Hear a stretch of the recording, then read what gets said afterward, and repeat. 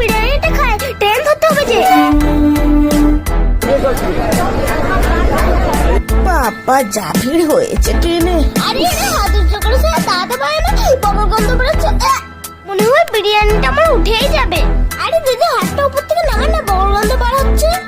আরে কথা বললে শুনতে পাও না? আমি কি টিকিট কেটে দেবো? বগল গন্ধ শুনতে আসছে না। তেদে বলে কাজ হবে না, আমি নিচেই বসি। আমার জুতো গন্ধে তো আমার বমি পাচ্ছে। এখানেও শান্তি নেই, আমার বিরিয়ানিটা মনে হয় এখনই উঠে যাবে।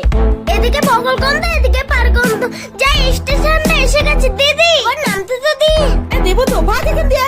জীবনে বাসলাম। বাহ, আজ ট্রেনটা ফাঁকা আছে, ওখানেই বসি। আরে কিসের গন্ধ? এর থেকেই গন্ধটা আসছে।